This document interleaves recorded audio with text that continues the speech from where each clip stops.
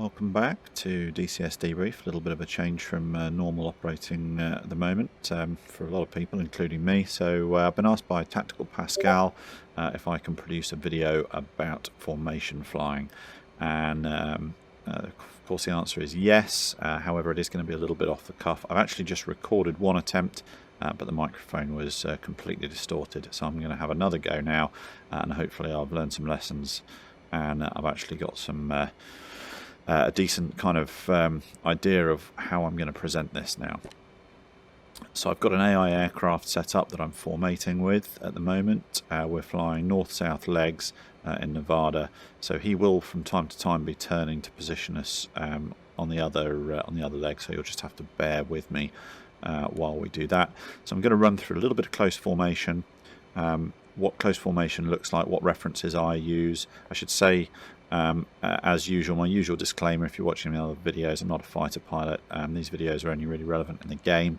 However, I do have experience, a little bit of experience flying in close formation, although obviously not in fighter aircraft.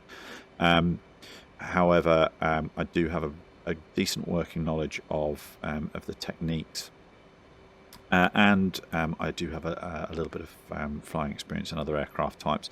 So hopefully the kind of blend of experience that I have in the real world and the experience that I have flying in DCS will in some way be useful to you. You're not going to be able to see the control inputs that I'm making, unfortunately, and that's deliberate, because really it's the principles rather than the precise control inputs that I want you to take away. So I'm going to talk about close formation. I'll talk a little bit about the close formation positions, what close formation is, what it's used for. Then we'll move out into what I call an intermediate formation. The Brits call it fighting wing. The Americans, at least the US Navy, call it tack wing. And then we'll go out and I'll just demonstrate a little bit of tactical formation. No turns, just line abreast tactical stuff, and how to maintain position line abreast, and that'll be that. For all of the formation, the main overriding principle that I want you to remember is that your control inputs need to be smooth and progressive, not jerky, okay, and not abrupt or aggressive. The smoother you can fly and the more under control you can keep any changes in your position, then the better you're going to be able to fly in formation. So here we are in close formation, what I would call close formation. I'm on an Oculus Rift headset, although of course, my resolution is not as good as it could be. That doesn't make any difference to you, of course, because I'm recording this in 4K, and I'm going to master it out at HD, so you'll actually have a better view than I will, or than I have. But of course, I'm going to have better depth perception. So, close formation then, or what I call close formation. We're currently in a close formation regime called echelon right. Okay, so echelon is to the right or left of lead and slightly to the rear. And the way that I'm going to get, or the way that I'm maintaining in that formation, is I'm using reference points on lead's jet. Okay, no idea if these are the right reference points, and they will be different, obviously, depending on the type of aircraft that you fly. But for those Hornet pilots out there who want to do it the same way as me, I use the tip of the Sidewinder rail underneath the cockpit, the leading edge of the canopy, there, just about in line with the leading edge root extension, as my primary reference line. So the primary reference line is going to give you the correct angle. It's going to make sure that you're on the correct angle. Just 1 second, if you can hear that, my Discord's going crazy. I'm just going to pause us there a second and take care of that.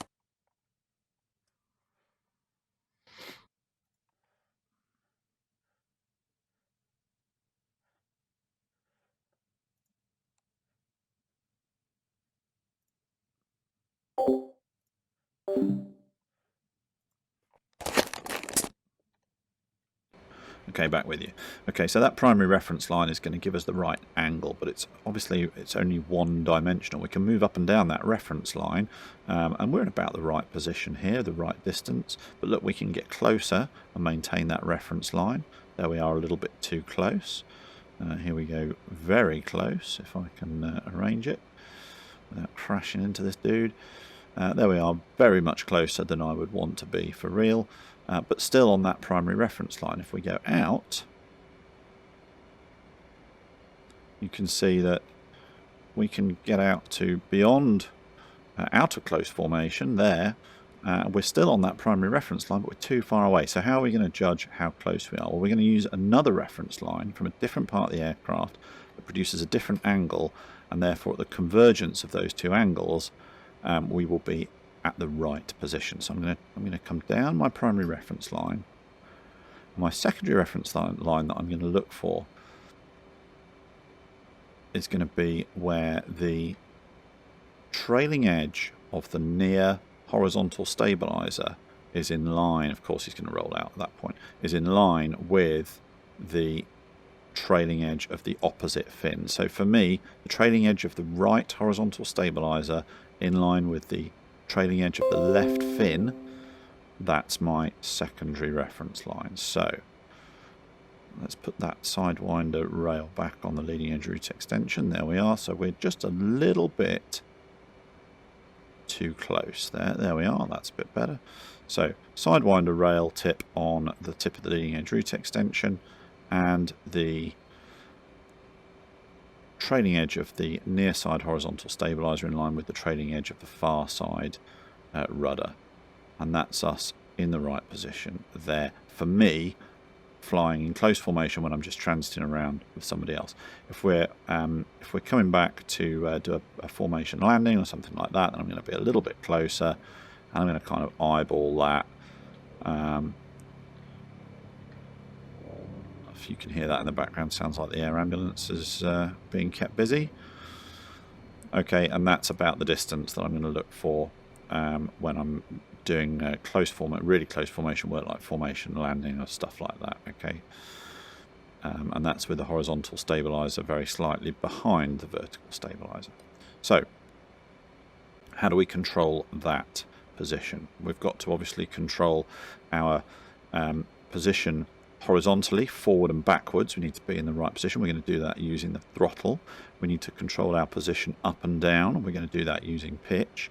And we need to control our distance from lead, and we're going to use that using roll. And I'm going to show you how to achieve that in that order. So if we want to move forwards, we've got our cruise power set now. We've got co-airspeed with lead, and he's at about 290 knots. Okay, if we start to find ourselves a little bit behind lead,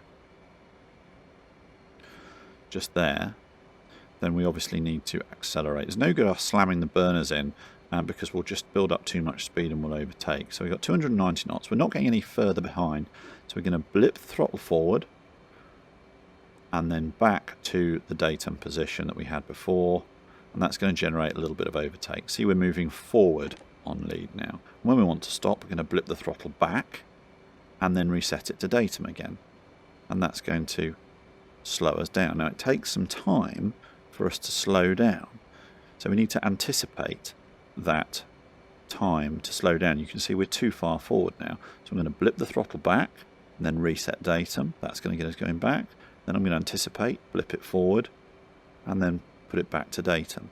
And that is now us still a little bit too far forward. So I'm going to blip back again, back to datum, generate the undertake, blip forward, back to datum, anticipating, and that's us on datum there. So that's how we control our position fore and aft against lead, blipping the throttle. I'll wait for him to turn around, and then I will show you how to adjust your position vertically.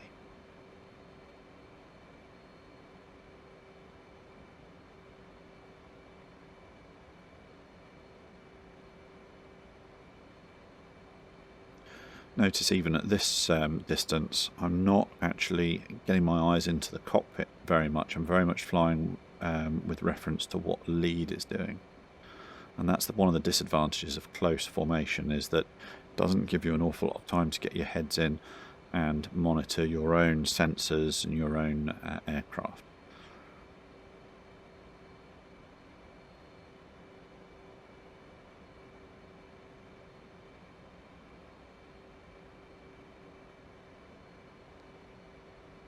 And even in the turn, I can use that blipping technique if I start to get a little bit too far behind lead or a little bit too far in front.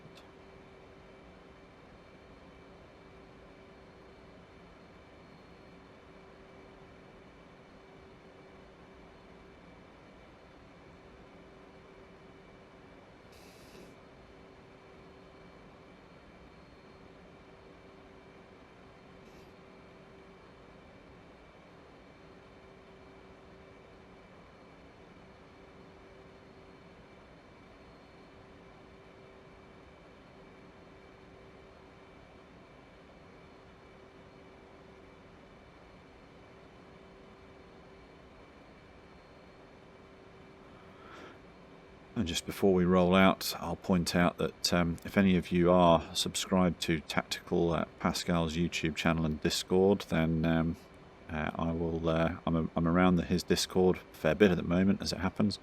Those of you who aren't, please think about subscribing to Tactical Pascal. Please subscribe to my channel if you haven't already, and also go ahead and check out the Air Warfare group. It's run by Juice, who previously ran Juice the Aviator's YouTube channel. He's changed that wording now to better reflect the nature of the material that he's bringing out, and both he and Pascal have some excellent videos available. So get yourselves over to their YouTube channels and check them out. And if you're around Tactical Pascal's channel, then you find me there. Then of course, if I've got the time, I'll be happy to fly with you, and if you want to do some formation, then I'll be happy to tell you everything that I know. The benefit, of course, being that it wouldn't take long. Okay, so back in formation using the throttle blipping forwards and backwards to control our position fore and aft. If we start to get a little bit below where we want to be, then we're going to use our pitch to change our vertical position. But what we don't want to do is continue to pitch, because that will generate a very rapid rate of climb, and then we'll get into a pilot-induced oscillation. So if we pitch up and we continue to pitch, you can see that even as we pass through the right position, if we reverse the pitch at that point, we're just going to end up soaring away, going up and down. So we want to avoid that. So here we are a little bit low. So we've recognised that we're low, we're going to correct. So we're going to raise the nose, set a slightly nose high attitude, hold that attitude, and wait. As long as we have the nose above the horizon, we're going to have a rate of climb, and that situation is going to be resolving itself. Don't rush, take it nice and slowly.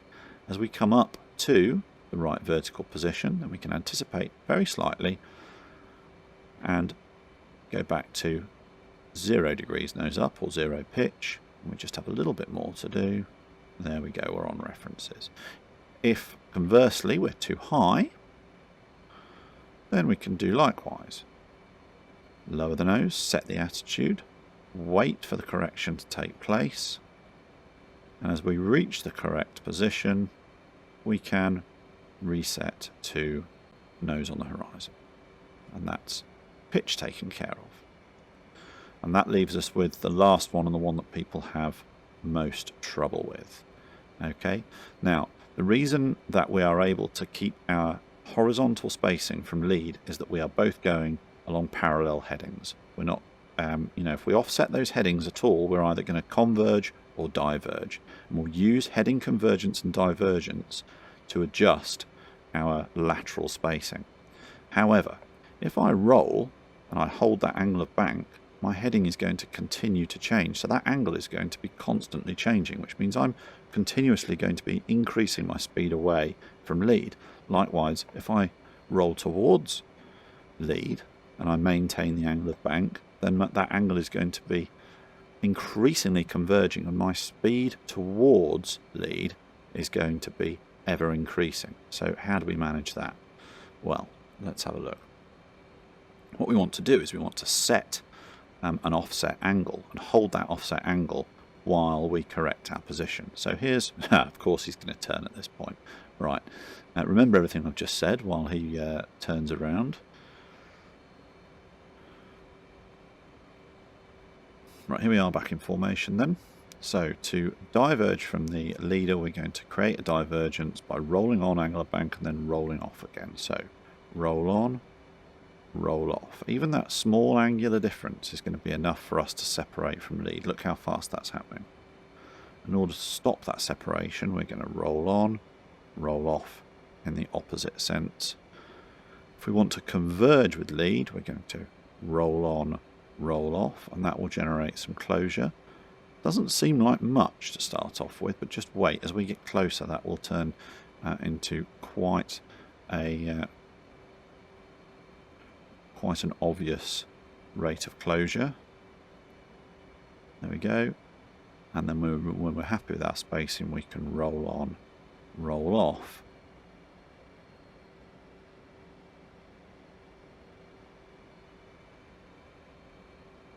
To maintain distance.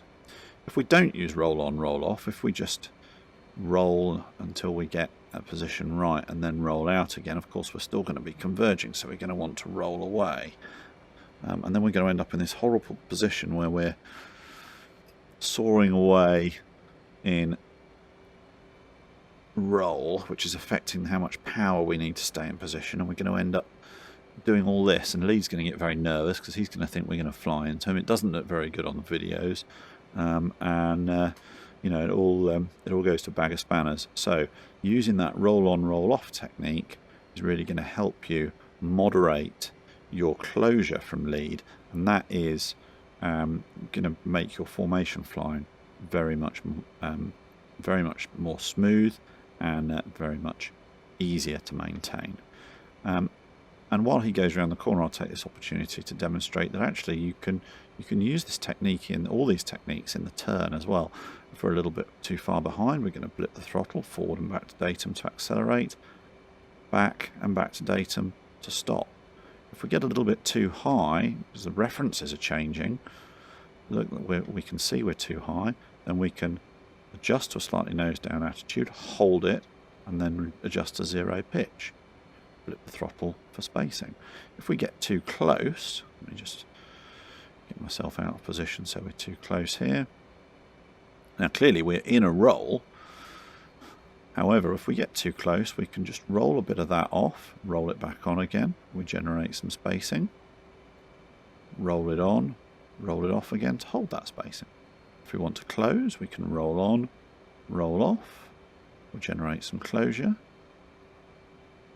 And when we're happy with our lateral spacing, we roll on, roll off to stop ourselves closing.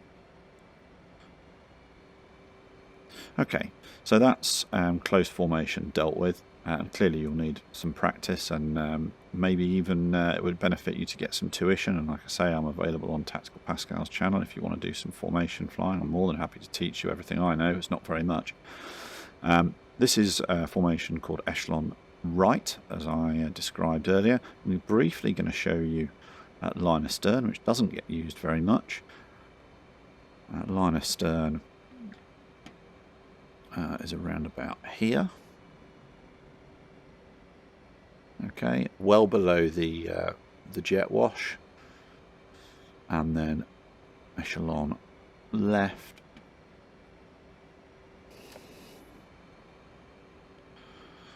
Same references, different side of the aircraft. And this time will be on the inside of the turn. And I'm still using roll on, roll off, and blipping the throttle and setting the pitch angle to maintain those references. There we go. He's going to roll out in a minute. So let's move on to what I called intermediate formation. This is the fighting wing or tack wing if you're in the US Navy. He's getting ready to roll out. And that's going to be the way that I fly that. I don't know. I have no idea what the book says. Can't remember. But we're not doing it by the numbers because we're not in the US Navy or the RAF. We're in DCS. So I'm going to use the same reference line as echelon for my forwardmost position for tack wing, and I'm going to use the forwardmost part of the fin being in line with the after the cockpit as my rearmost reference. There we go. And that means that the lead can always see where I am. Now this is actually too close for tack wing. The closest we would expect to be is 500 feet. And I'm going to move out to 500 feet now That's about 500 feet there. And for me, I can just about start to make out the markings on the aircraft at 500 feet. That's a little bit too far. Maybe that's probably about 700-800 feet there. But the closest we want to be is 500 feet. Your mileage will vary because you'll have a different headset, or you'll be using track IR or something like that. The furthest we want to be in tack wing or fighting wing, or whatever we're going to call it, is 4,000 feet, and that's actually quite a long way back. But remember, the furthest back that we want to be is with the fin in line with the canopy. The furthest forward we want to be is having that sidewinder rail underneath the leading edge extension. And for me, 4,000 feet, I'm just starting to lose definition on the aircraft. I could probably just about ID it on this headset at this range as a Hornet, but it looks a bit like an F-14 as well. And so I'm limited for this formation as much by the headset as I am by anything else. Now, the benefit of this formation is that it's fluid. I can move anywhere within that 4,000 feet to 500 foot range, backwards and forwards within those references, as long as I remain inside those boundaries. Then lead's going to be happy with me. I can also swap sides, so if he decides to turn, then I can swap sides. We're not quite due a turn yet. Okay, that's about as close as I would want to be there in fighting wing, tack wing, whatever. But I can come up and I can cross over lead's wake using the same roll-on, roll-off techniques. Look at that, we've got wings level, and we've got we're generating separation. Roll-on, roll-off again to stop that separation. And we're in tack wing, fighting wing, whatever on the other side. And so it just gives us a fluid formation that we can operate it. For tactical formation, you're going to be out in tack form, and I said I was going to discuss that at the start of the video. I'm not actually going to cover that today, because I'll be able to do a separate video on that at some point. I'm running slightly long here, and it is a huge topic in and of itself, tactical formation. So I'm not actually going to cover that today. What I will do is I'll briefly cover joining and breaking away from close formation. So having shown you tack wing, here we are in tack wing, tack fighting wing, whatever you want to call it. Let's go over the top and set ourselves up into tack wing in the other direction. And going over the top obviously ensures that wing can see us throughout our manoeuvre. Lead rather can see us throughout the manoeuvre. It gives him a little bit of comfort factor. And obviously, because this isn't as doesn't require as much concentration as flying in close formation, I can also be using my weapons and sensors and things like that while we're in this formation. It gives me a little bit more opportunity to scan inside, build some SA, check my fuel, do all that sort of stuff. So let's come up and go right over the top into tack wing the other way.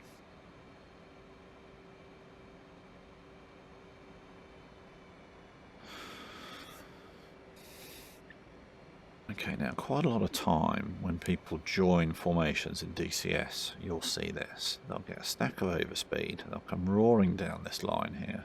They get absolutely fixated on what it is they're trying to do, which is join up with the leader, and they don't realise, because of a thing called visual bloom or optical bloom, that we've got way too much speed on, and what am I going to do? And they end up having to break out the formation very unsafely. Okay, so what I'm going to do is I'm going to show you how to join and keep those factors under control. So here we are, we're visual with the leader. He's all the way over there, and we're going to get some altitude.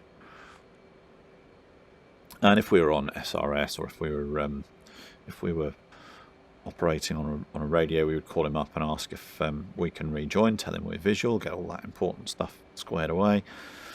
We're a fair way away now, and we've got a fair bit of overspeed, and he would call us the heading height and speed that he's on and clear us in to join. So we're going to get ourselves on that heading height and speed so that we're in roughly the right ballpark but we're still going to maintain our distance, and we're going to be about 1,000 feet above the leader. Okay, so here we are. He's called us 290 knots, 170 at 15,000. So we're up at 16, just above 16,000 feet, going in the right direction at about the right speed. And we can, if he manoeuvres now, or if we have to move, we can do so safely laterally. We know we're not going to hit him because we're at a different height. So here we go. Now, we're going to have to catch up with him. So we're going to maintain our lateral distance. We're going to dive. We're going to put ourselves about 1,000 feet below, and that dive is going to allow us to pick up airspeed and move forward along that line. So there we are. We're down at just below 15,000 feet, and we're starting to move forward. Haven't touched the throttle. Starting to move forward onto that reference line now. Once you've got a bit of practice with this, you'll be able to do it a little bit quicker than I'm demonstrating. But to start off with, you really want to take it nice and slowly. Now, as we get into what we perceive to be the right sort of position fore and aft, we can pitch up and use that height speed interchange to bleed off our speed, so that as we come up and we're co-altitude with lead, we should be in about the right speed regime. So there we are, 290 knots. We now need to add a little bit of power. And now we can start roll on, roll off to come down that bearing line nice and slowly, using the blipping of the throttle to maintain ourselves on that primary reference line.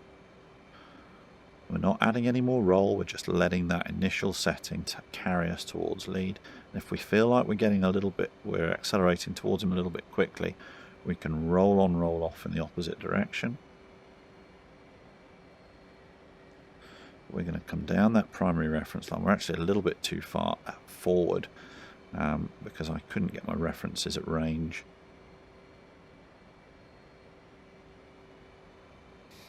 Terrible demonstration. Let me try that again. We'll come out to where I can actually perceive the references. Right, here we are. So let's roll on, roll off. We've got a sensible amount of overtake through blipping the throttle, and we're going to ride down that primary reference line. Roll on, roll off to control our rate of closure.